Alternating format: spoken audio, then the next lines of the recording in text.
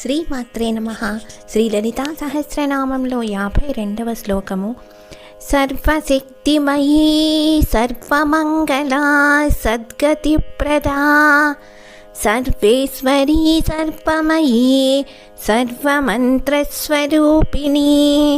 ఈ శ్లోకంలో మొత్తము 6 నామాలు వస్తున్నాయి. సర్వశక్తిమయీ సర్వమంగళ సద్గతిప్రద.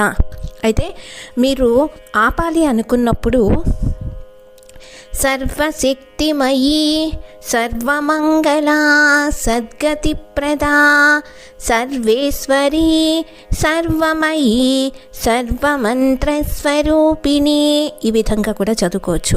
కాకపోతే మనము సాధన చేసి మనకి కొంచెం ప్రావీణ్యం వచ్చాక, అంటే దోషాలు లేకుండా చదవగలము అనే నమ్మకం కలిగినప్పుడు మరి ఇంకొంచెం మనము ఆ నామాలు ఎలా చదవాలి, ఛందో దోషం లేకుండా ఎట్లా చదువుకోవాలి, అలాగే అనుష్టుప్ ఛందస్సుని అనుసరించి ఎలా చదువుకోవాలి అనేది మనం నేర్చుకోవచ్చు.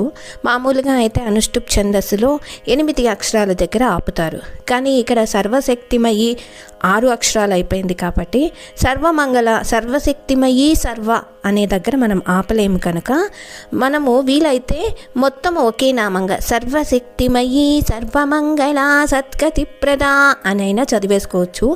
లేదా ఆరంభంలో కనీసము నామం దగ్గర అయినా ఆపుతూ చదువుకుంటే దోషం లేకుండా ఉంటుంది. శ్రీమాత్రే నమః. శివాయ గురవే నమః.